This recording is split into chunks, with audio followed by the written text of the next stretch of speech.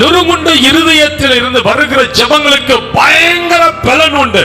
நீங்க சாதாரணமா ஜெபிப்பதை பார்க்கிற அழுது புலம்பி ஜெபம் பண்ணி பாருங்க, எவ்வளவு வல்லமை இருக்குது அந்த ஜெபத்துல. எபிரேயர் 5:7 அதுதான் சொல்லுகிறது. இயேசுவினுடைய ஜெபம் எப்படி இருந்தது? பலத்த சத்தத்தோடு கண்ணீரோடு வேண்டுதல் செய்தார். இயேசுவினுடைய இருதயம், ஆண்டவருடைய இருதயம் உடைந்திருந்தது. அவரால் கண்ட்ரோல் பண்ண முடியல. உடைந்திருக்கிற ஒரு மனுஷன் கண்ட்ரோல் பண்ணவே முடியாது. அவனால அவன் விட்டுட்டு செதறுவான். நீங்களும் தேவனும் என்கிற ஒரு உணர்வு உங்களுக்கு ஏற்படும் போது, நீங்க சுற்றிலும் யார் இருக்கிறாங்க, யார் என்ன பார்க்கறாங்க, கேமரா இருக்குது, அதெல்லாம் நீங்க பார்க்கவே முடியாது. கண்ணீர் சிந்த ஆரம்பிக்கும். இருதயம் உடைய ஆரம்பிக்கும் போது உங்களால மௌனமா ஜெபிக்க முடியாது.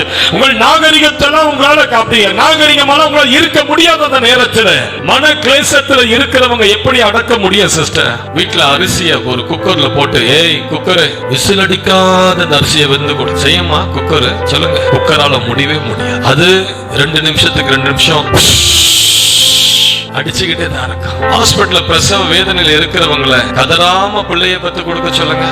முடியுமா? தாய்மார்கள் அப்படி செஞ்சிருக்கீங்களா? அழாத சிரிச்சுக்கிட்டே பிள்ளை பத்து இருக்கீங்களா? பிரசவ வேதனை வரும்போது ஒரு அழுக வருது, ஒரு புலம்பல் வருது, உங்களால கண்ட்ரோல் பண்ண முடியல, புலம்பி அழ ஆரம்பிக்கிறீங்க, அம்மானு கத்துறீங்க. அந்த இடத்துல நாகரிகமா பாக்குறீங்க. ஐயோ நான் இன்ஜினியர் பிரதர், நான் 3 டிகிரி பிரதர், இங்க உட்காந்து அம்மா ஐயோன்னு எப்படி கத்த முடியும்? சிரிச்சுக்கிட்டே நான் பிரசவத்தை பிள்ளைய பெற்று எடுப்பேன். எங்க பெத்து காட்டுங்க பார்க்கலாம் இந்த பூமியில ஒருத்தர் காட்டுங்க. அப்படி லேபர் வார்டுக்குள்ள போனா நாகரிகம், அது படிப்பு எல்லாம் குப்பையாயி கதற ஆரம்பிக்கிறாங்க. ஐயோ அம்மா கதற ஆரம்பிக்கிறாங்க. இயேசுவே, இருதயம் நொறுங்குண்ட மனிதன் அப்படிதான். இருதய பாரம் நிறைந்த மனிதன் அப்படிதான். அடக்க முடியாது அவனால.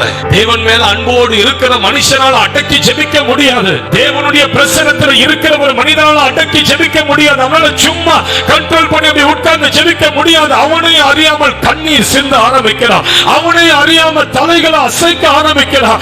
வாயை திறந்து புலம்ப ஆரம்பிக்கிறான். கைகளை உயர்த்தி கதற ஆரம்பிக்கிறான். நொறுங்குண்ட ஆவி. கெத்செமனே தோட்டத்தில் இயேசு அப்படித்தான் ஜெபித்தார். பிரசவ வேதனையை போன்ற ஒரு வேதனை, தேவனுடைய சித்தத்தை நிறைவேற்ற ஒரு வேதனை. லூக்கா 22:44 சொல்கிறது, அவர் மிகவும் வியாகுலப்பட்டு அதிக ஊக்கத்தோடு ஜெபம் பண்ணினார். அவருடைய வேர்வை ரத்தத்தின் பெருந்துளிகளாய் தரையில விழுந்தது. இயேசுவின் முகம் எப்படி இருந்ததுன்னு பைபிள் சொல்லுது, திகழடைந்திருந்தது. அவருடைய இருதயம் மரணத்துக்கு ஏதுவான துக்கம் கொண்டிருந்தது. உள்ளம் வியாகுலத்தால் நிறைந்திருந்தது.